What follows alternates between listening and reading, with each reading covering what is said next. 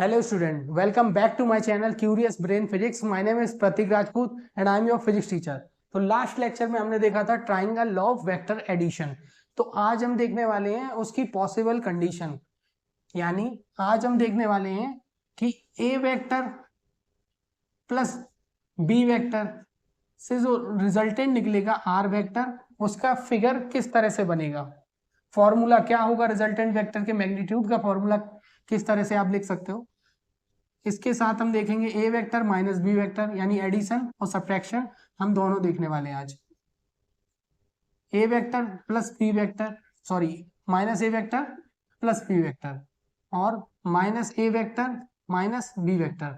तो ये चार पॉसिबल कंडीशन हो सकती हैं अगर दो वेक्टर को आप ऐड या सब्ट्रैक्ट कर रहे हो।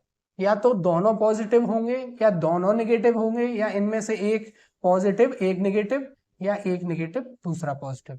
तो ये चार पॉसिबल कंडीशन को देखना है। तो चलिए आइए देखते हैं। सबसे पहले पहली वाली कंडीशन को देख लेते हैं, जो कि लास्ट लेक्चर में भी हमने देखा था।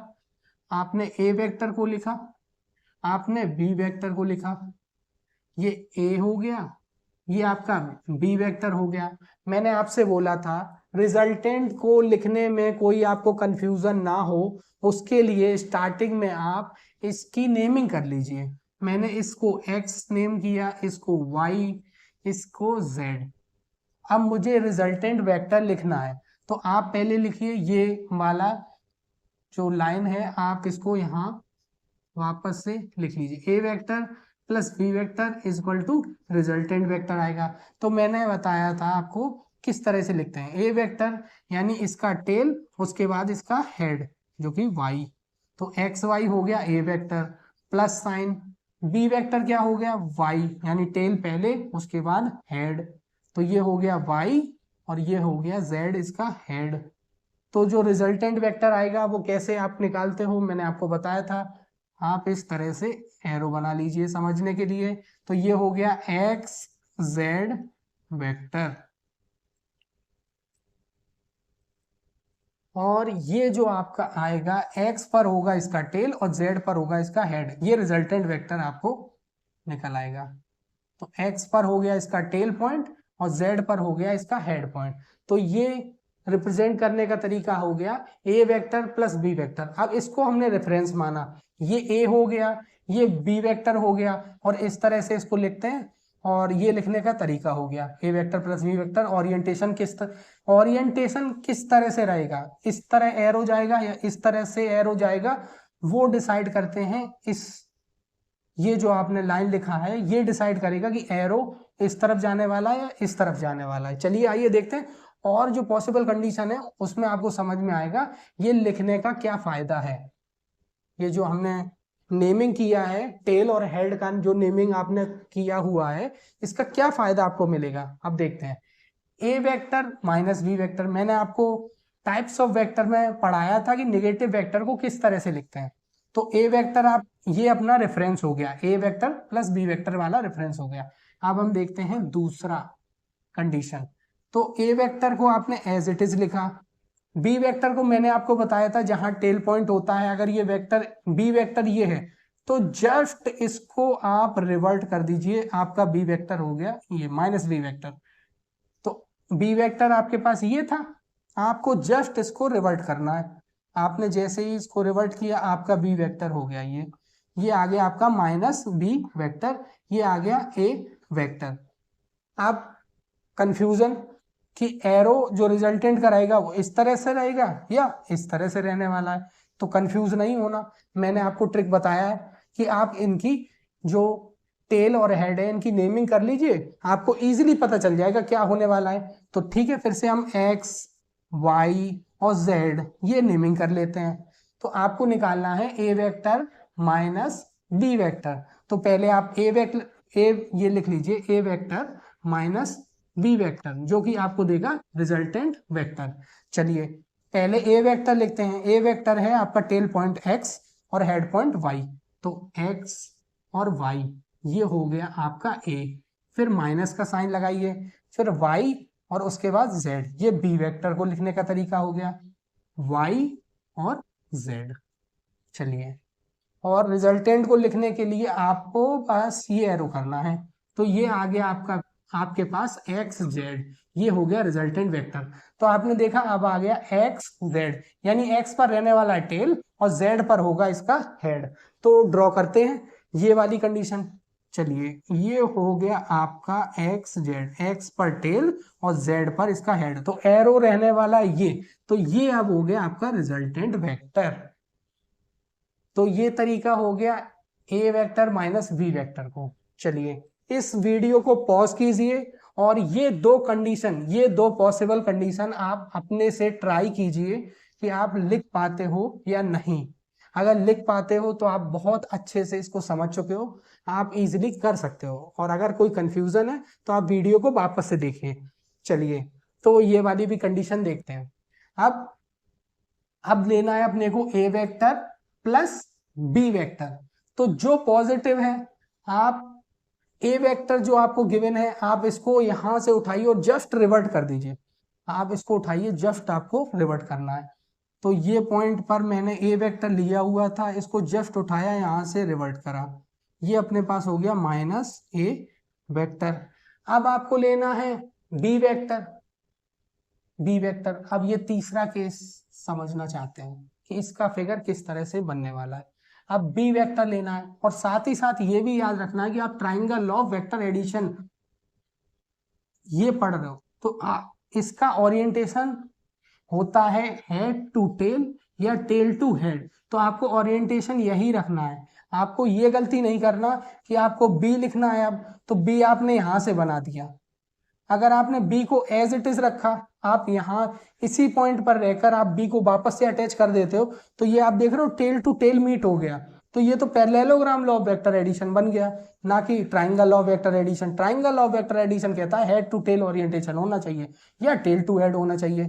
तो आपका बी तो पॉजिटिव है, डायरेक्शन वही रहने वाली है, पर बी को आपको इसके हेड, अभी यहाँ पर कहाँ अटैच था बी, इसका टेल पॉइंट इसके हेड पर, तो आपको यहां ना बना के आपको बी को बनाना पड़ेगा यहाँ। आपने पहले ए को रिवर्ट किया, जो नेगेटिव है उसको आप रिवर्ट कर लीजिए एज इट इज। हमने इसको उठाया, इस तरह से मोड़ दिया, उठा के पूरा मोड़ा तो ये बन गया। बी को आप उठाइए और वापस से उसी ओरिएंटेशन में अटैच कीजिए जिस ओरिएंटेशन में आपका रेफरेंस ये है। ये देखिए, यहाँ पर इसका हेड है और ये टेल है, तो यहाँ पर इसका हेड है तो यहाँ टेल आएगा। चलिए, इसको ड्रॉ कर लेते हैं। इसमें कंफ्यूजन होता है बच्चों को बार बार कि अगर मैं ये कंडीशन देता हूं तो बच्चे इस तरह से ट्राइंगल लॉ ना बना के पैरेललोग्राम बनाने लगते हैं। तो ये अपने को कंफ्यूजन नहीं करना। ये हो गया अपना बी वेक्टर। आप फिर से देखते हैं कि रिजल्टेंट कहाँ होगा, रिजल्टेंट किस तरह से लिख सकते हैं। तो मैंने आपको बताया था नेमिंग करना पड़ेगा आपको। फिर लिखिए एक्स, ये हो गया वाई, ये हो गया जेड। सिंपल वे आपको लिखना है minus A vector plus B vector. A vector plus B vector किस तरह से लिखा जाएगा, ए वेक्टर प्लस बी वेक्टर, तो लिखने का तरीका है इसका टेल फिर इसका हेड माइनस ए वेक्टर का प्लस साइन लगाइए, वाई इसका टेल हो गया, जेड इसका हेड हो गया, ये आपको देगा रिजल्टेंट वेक्टर। तो रिजल्टेंट वेक्टर यहाँ क्या निकल के आएगा, ये होगा एक्स से जेड, एक्स टू जेड। तो यहाँ एक्स पॉइंट है, ये रहा जेड, तो एक्स पर होगा इसका टेल और जेड पर होगा हेड। तो रिजल्टेंट वेक्टर कुछ इस तरह से होगा, ये होगा हेड पॉइंट, ये होगा टेल पॉइंट। तो आई होप आप समझ गए होंगे कि इसका जो फिगर है वो कैसा बनने वाला है। चारों पॉसिबल कंडीशन, यही चार पॉसिबल कंडीशन आएंगी, बार बार घुमा के इसी तरह से आपसे पूछा जाएगा। मैं ये पॉसिबल कंडीशन यहीं पर आपको कंप्लीट करा दूंगा। जब आप क्वेश्चन अटेम्प्ट करोगे तो आपको प्रॉब्लम नहीं होगी ये सारे फिगर बनाने में, ये लिखने में कि ओरिएंटेशन किस तरफ होने वाला है, ये आप पहले से जानते हो। चलिए आइए देखते हैं लास्ट कंडीशन और देखते हैं कि क्या होने वाला है लास्ट में। ये हो गया 4। चलिए लास्ट वाला और देखते हैं। अब ए को या बी को किसी को भी रिवर्ट कर लीजिए आप। चलिए ए से स्टार्ट करते हैं। ए को हमने रिवर्ट किया, ए को हमने रिवर्ट कर दिया। अब बी को भी हमने रिवर्ट करना पड़ेगा, तो बी को यहां पर आप लिखोगे या यहां पर लिखोगे। हमेशा याद रखेंगे आपको हेड टू टेल या टेल टू हेड ही ओरिएंटेशन रखना है। और रेफरेंस आप देख लीजिए, कंफ्यूजन लग रहा हो तो अपने रेफरेंस को देख लीजिए जब आपने ए वेक्टर लिखा था तो आपका बी वेक्टर उसके हेड से टेल मीट हो रहा था, इसका हेड रहा, ये हो गया टेल। बी का नेगेटिव लेना है तो ये हो गया माइनस बी, पॉजिटिव बी ये था, नेगेटिव बी ये था। तो आप देख लीजिए A vector minus A vector minus B vector, इसका रिजल्टेंट आपको लिखना है। तो अब ये मैं आप पे छोड़ता हूं, आपको कमेंट में बताना है कि इसका ओरिएंटेशन किस तरह से आएगा। नेमिंग फिर से कर देते हैं, ये एक्स, ये वाई, ये जेड। तो आप ये बताएंगे ओरिएंटेशन ये रहने वाला है रिजल्टेंट वेक्टर का, इसको मैं नेमिंग करता हूं 1, और या ये रहने वाला है 2। तो आप कमेंट करके बताइए ओरिएंटेशन 1 सही है या 2 सही है। अगर आप समझ गए हो तो इसका कमेंट में आंसर कीजिए। चलिए, तो ये तो हो गया आपका कंप्लीट एडिशन और subtraction triangle law of vector addition में। नेक्स्ट लेक्चर में हम देखेंगे कि जो हमने देखा था parallelogram law of vector addition में, कि रिजल्टेंट वेक्टर के साथ अगर किसी ए या बी जो गिवन वेक्टर्स हैं उनके साथ अगर कोई एंगल अल्फा या बीटा बनाता है तो वो एंगल कितना होगा, यानी किसी गिवन वेक्टर के साथ रिजल्टेंट कितना एंगल बना रहा है। यानी अगर आपसे ये अल्फा पूछा गया, ये आपको गिवन होगा, और मैंने बताया कि अच्छा इसके साथ साथ ये और देख लीजिए,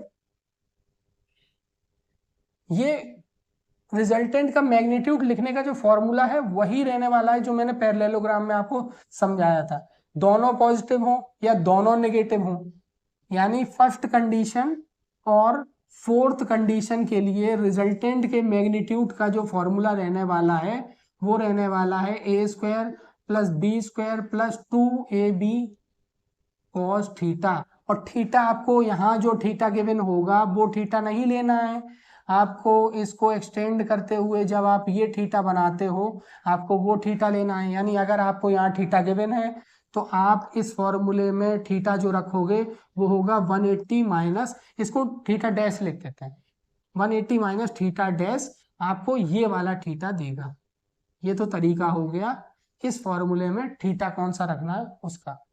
तो 1 और 4th ये दोनों कंडीशन, यानी दोनों पॉजिटिव या दोनों नेगेटिव जब रहेगा तो रिजल्टेंट के मैग्नीट्यूड का फॉर्मूला ये रहने वाला है। पर अगर कंडीशन सेकेंड हो और थर्ड में से हो, यानी एक पॉजिटिव एक नेगेटिव, अगर ये वाली कंडीशन है तो रिजल्टेंट के मैग्नीट्यूड का formula under root A square plus B square minus 2ab cos theta रहने वाला है। ये आपको याद रखना है कि किस कंडीशन में आपको कौन सा लगाना है फॉर्मूला। तो ये मैं अच्छे से आपको एक्सप्लेन कर चुका हूँ parallelogram law of vector addition में। अगर आपने वो वीडियो नहीं देखा तो वीडियोस को देखिए, वो आपके लिए काफ़ी यूजफुल होने वाला है, क्योंकि ये दोनों ही बहुत ज़्यादा, इन दोनों एडिशन और सब्ट्रैक्शन का एप्लीकेशन मिलेगा आपको, ट्राइंगल का भी और पैरेललोग्राम का भी। तो नेक्स्ट लेक्चर में हम देखेंगे ये अल्फा या फिर ये बीटा, इसको अल्फा भी बोल सकते हैं, इसको बीटा भी बोल सकते हैं, कोई भी नेमिंग कर लीजिए। हम देखेंगे कि रिजल्टेंट वेक्टर जो है, ये आपका जो रिजल्टेंट वेक्टर निकला है, ये गिवन वेक्टर के साथ जो एंगल अल्फा या बीटा बनाता है उसको कैसे लिखते हैं। तो मिलते हैं नेक्स्ट वीडियो में। Thank you very much to the listening.